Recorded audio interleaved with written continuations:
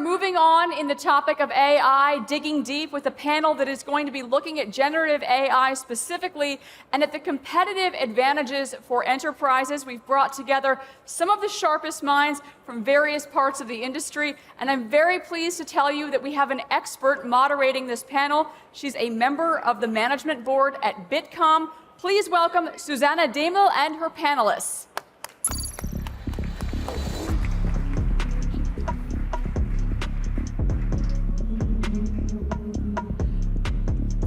Thank you, Sarah, and hello, everybody. I'm really happy to present to you this panel now on generative AI as competitive advantage for enterprises.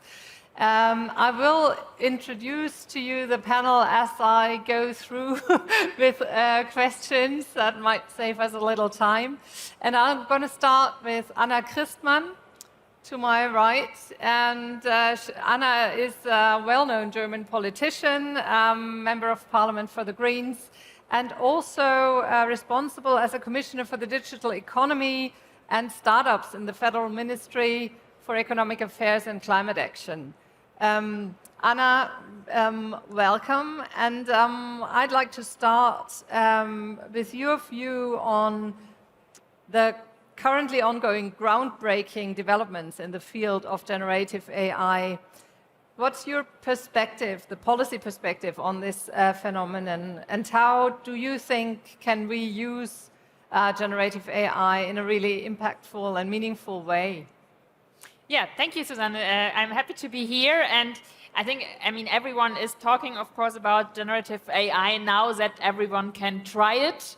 And I think that is interesting from a policy perspective, that really the public debate has changed a lot just since this moment that everyone can try ChatGPT and things. The technology has been already there also before, but now this is a very important point, I think, for the public debate, that we see what these systems can do actually and at home.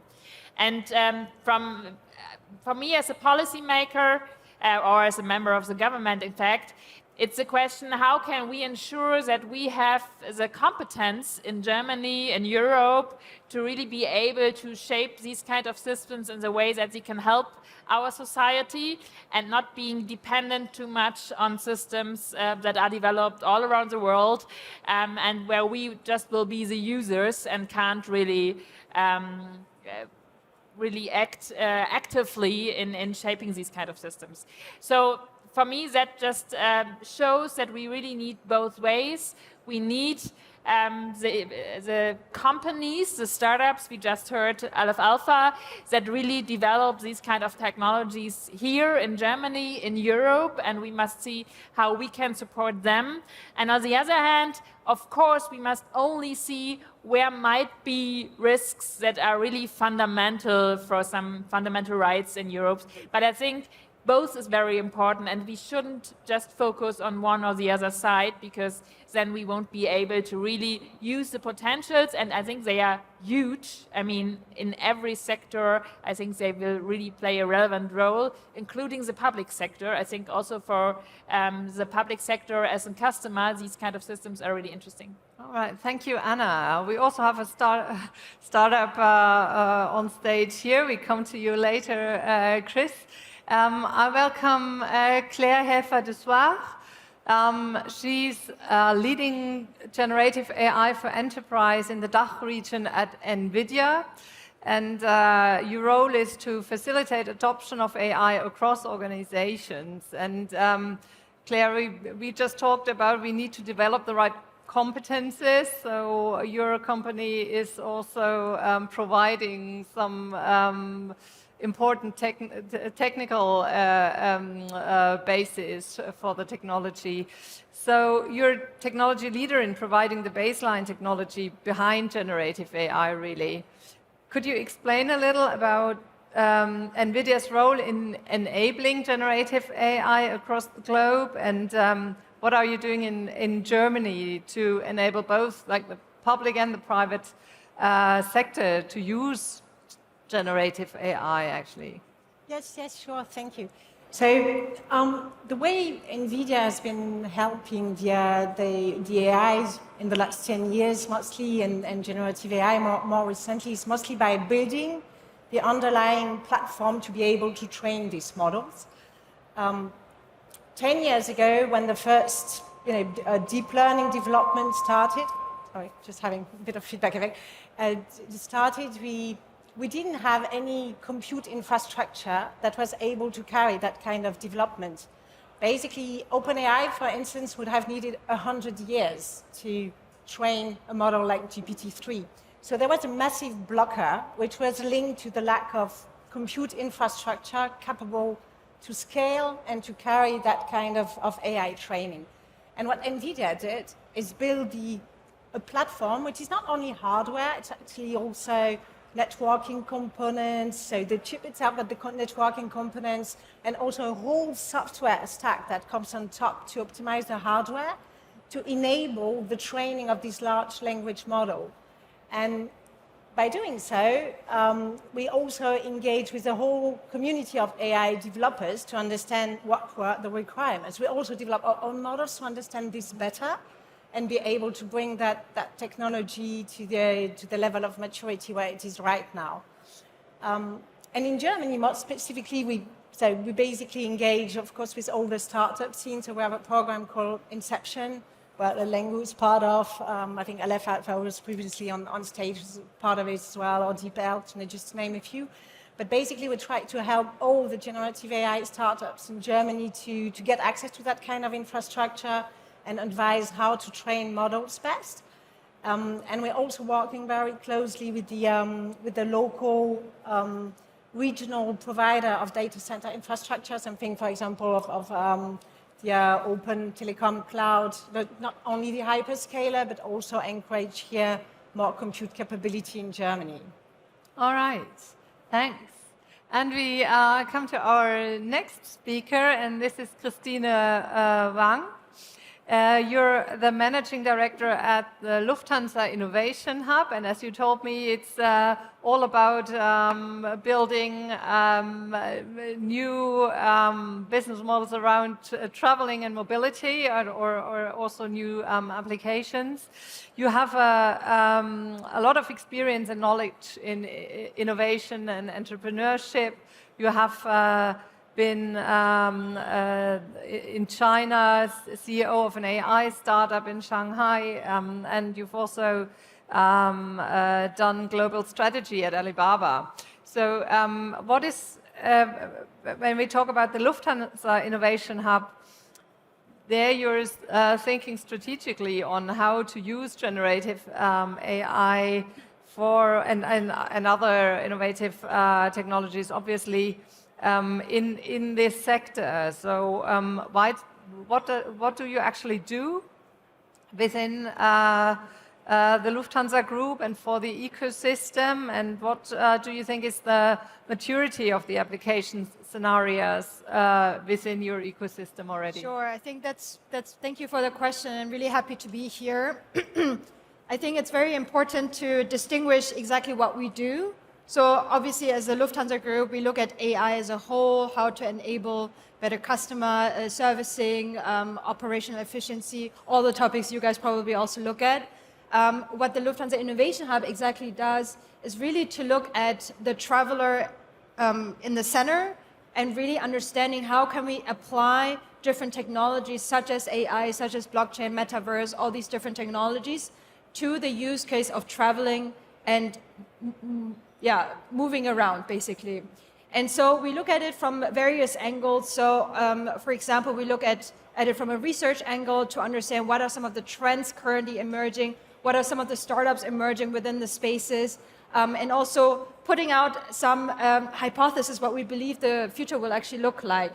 A second thing we do is we also build around these technologies. So, for example, we're currently building a booking service platform called Swifty.so in MVP stage, so everyone can actually take a look and sign up for it. But essentially, it's a way for business traveler to book its travel, his or her travel, much easier. And through a an AI interface.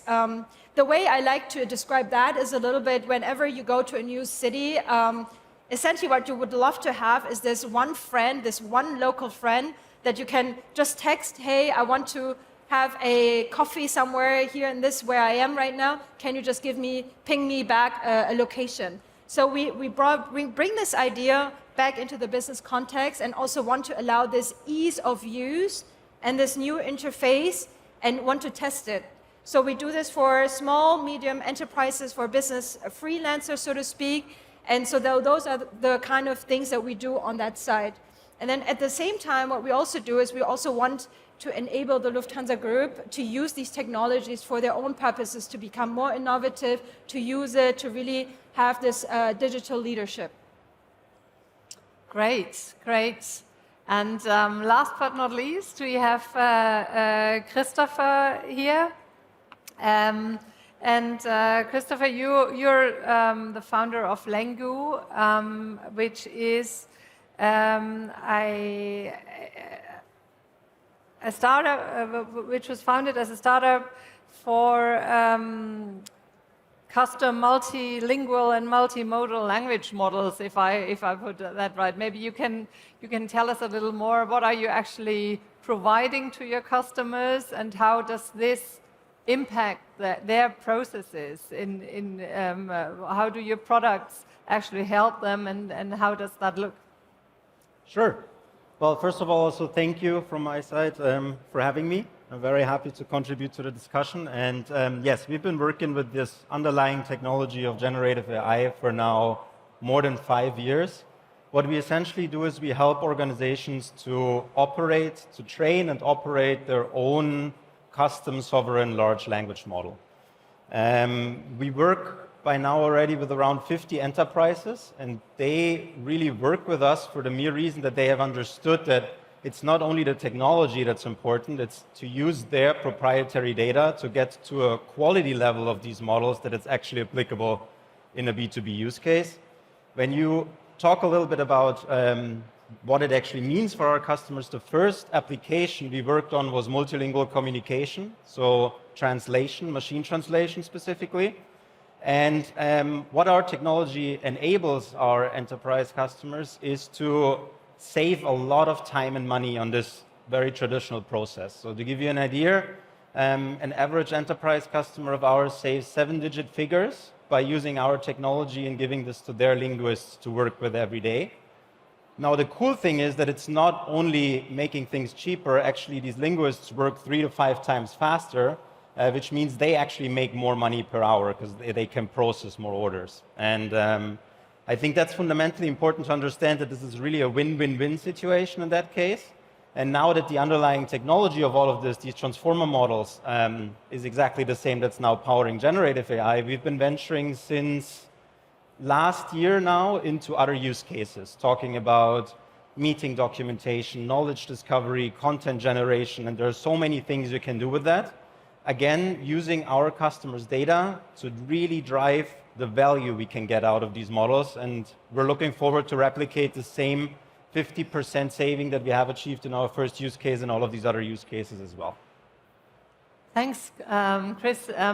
Maybe next question to Claire. We heard some really practical examples of how generative AI can help improve your customer experience or to make your processes much more efficient. What are your recommendations for companies who want to start with something like that, to use generative AI? What are the obstacles maybe? What should you do when you start? How do you get to proof of concept and further on? Yeah.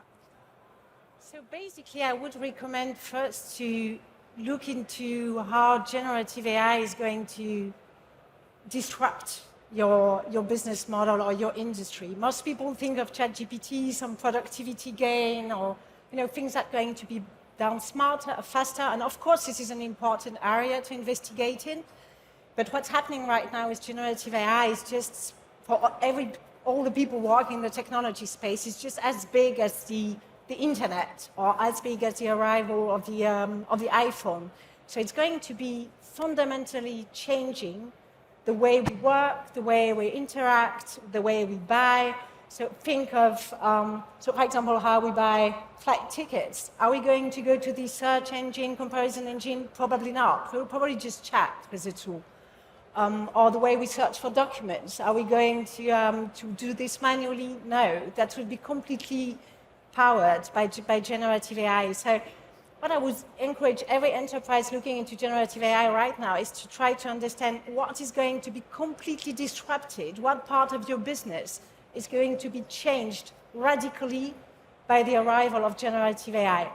So that would be my first advice. And then if you really want to tackle generative AI, I think there are 3 ingredients you need to have. The first one is you need to have the expertise, so you will need to find talent, and talent's not that easy to find, so you will need to be attractive in that space.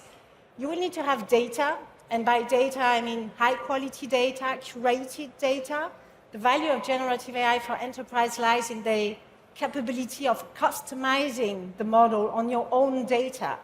And this is not that straightforward. It's not something that you can easily upload anywhere. There are data governance questions.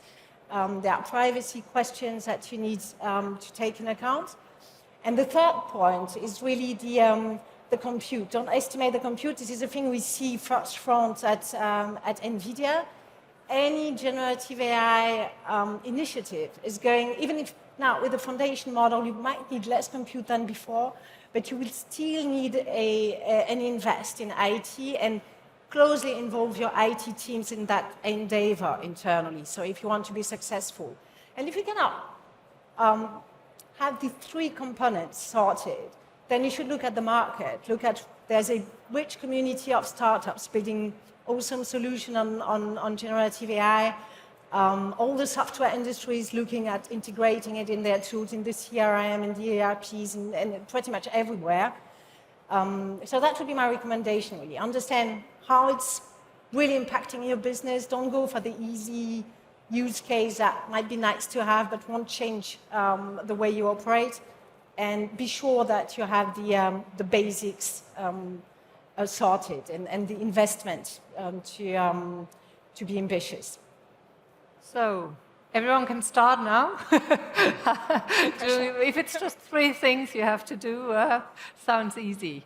Anna, you already said there's, we need to kind of strike a balance between protecting people, but also giving enterprises the opportunity to use the new technologies in a good way. So what can the German government and politics in general can do to actually help companies to use and uptake generative AI, in your view? Yeah, I think it's our task to support as well these companies that are developing the technologies, as well as the others that should and can use the technology. And with some of our current measures, I think we are making progress. For example, the question of talents.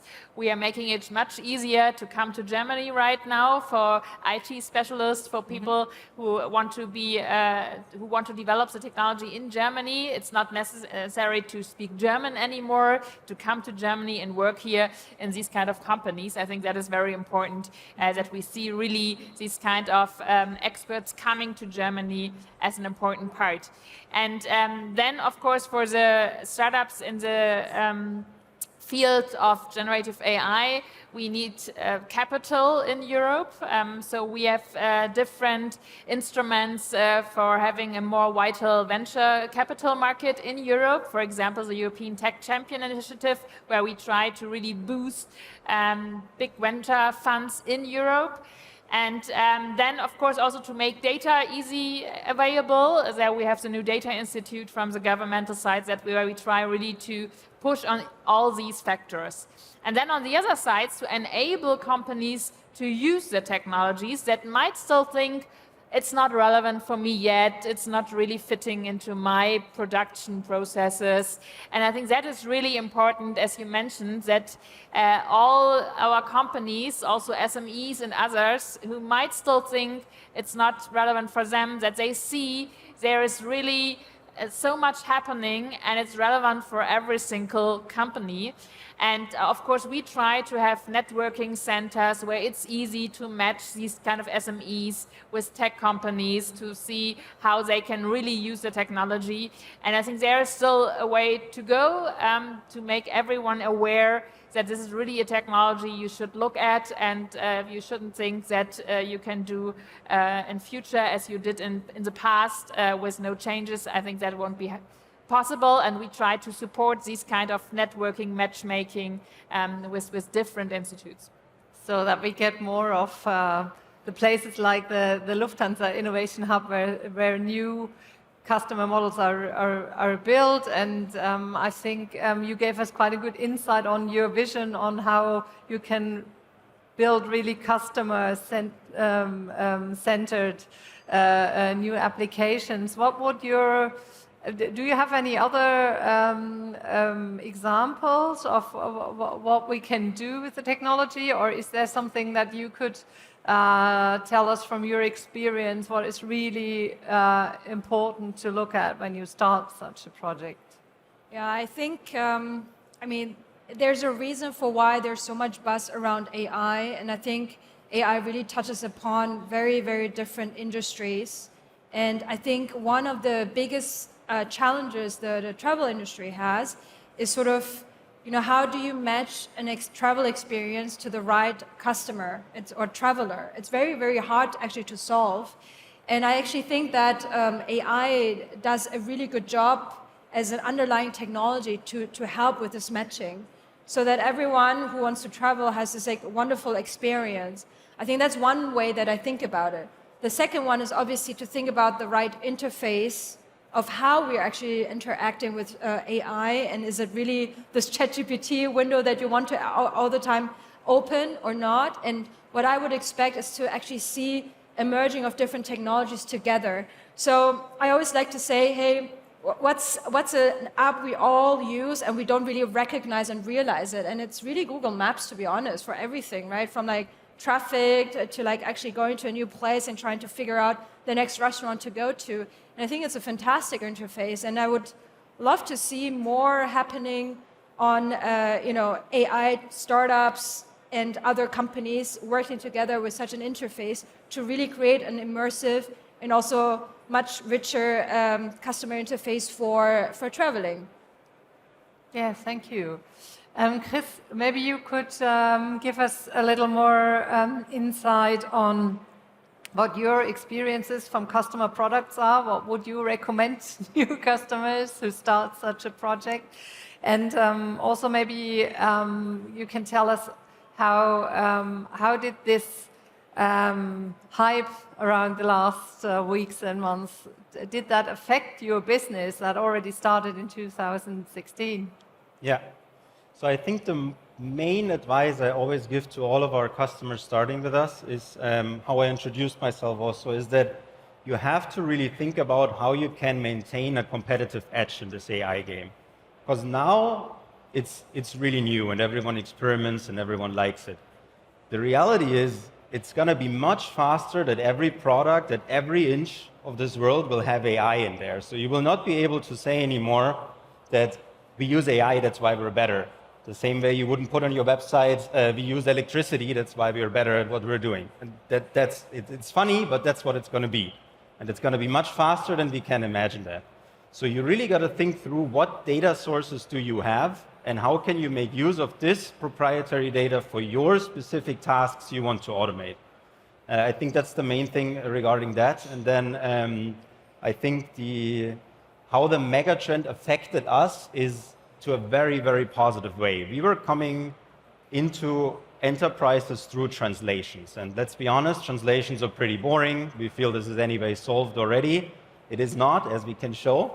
But what this megatrend now helps us with is that AI is everywhere in every enterprise. I think we can say that, and we have to be thankful for OpenAI and ChatGPT. You can say about them what they want, what you want. But that thing they achieved very well, that now on every XX agenda is AI. So everyone has to think about how to use it, which for us as a business, that's great because we do not only come through which translations, which is our data source, how we train these models, but we can now go to marketing, to HR, to finance, to all sorts of departments in these organizations and try to figure out how they can make use of these custom language models for their specific tasks and how to automate that. And I think that this thought process is now starting in every organization. There are more and more enterprises building these innovation hubs. Everyone is brainstorming about how to use that. I think this is really great, and we're very excited to be part of that. Yeah, that sounds really, really exciting. So what do you expect for the next months to come? What we will see, or what will the future bring, except acceleration? So I guess that's the holy grail, and I bet nobody dares to actually try to predict what's going to happen.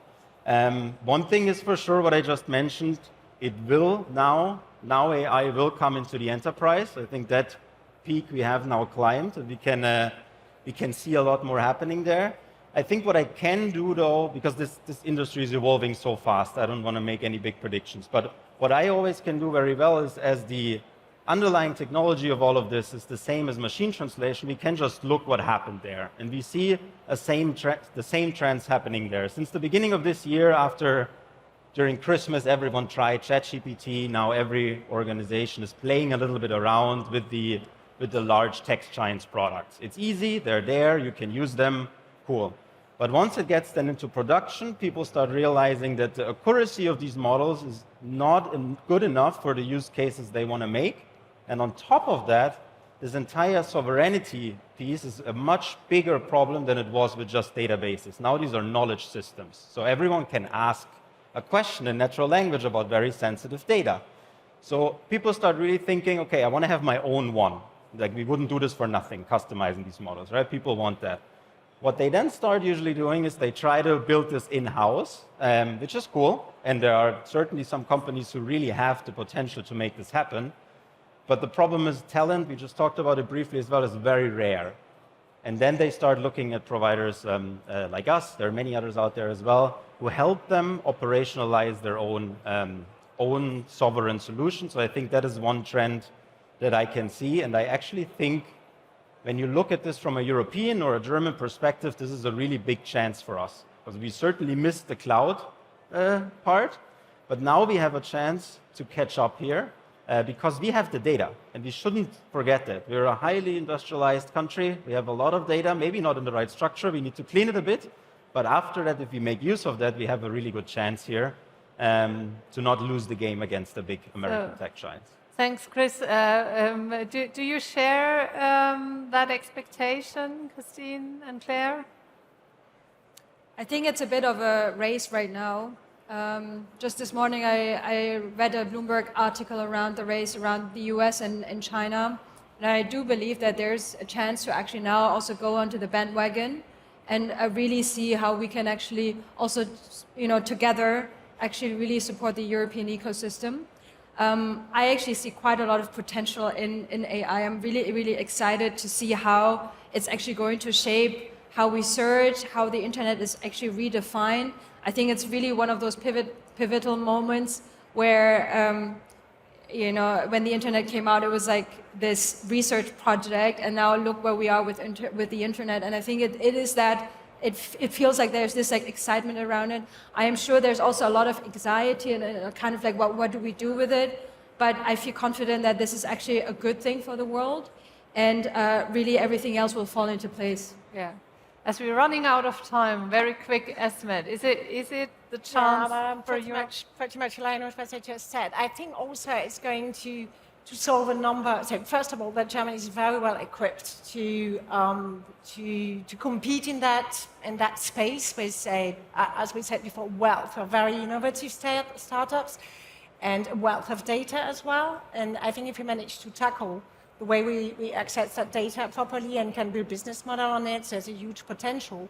And I think also that it might be an excellent solution to address the lack of staff that we have in many areas. So think of generative AI model as extremely powerful to produce code, for instance, or extremely powerful to learn and teach in a country where we lack, I don't know how many, 50,000 teachers, unless I read. So I believe also that might be a way to address some of the structural economic problems that Germany has right now. Sorry. Thanks a lot. I'm sure Anna is happy to hear all these positive expectations and advantages. If you have something urgent to add, Anna, then I'm happy. I think it's good that we have also this optimism, because I think there are relevant large language models also existing already and are developed in Germany. So it's something we should really build on a strong community. Thanks a lot to all of you, and optimism is the key word. We now free the stage for the next panel, and thank you all for being here. Thanks all of you.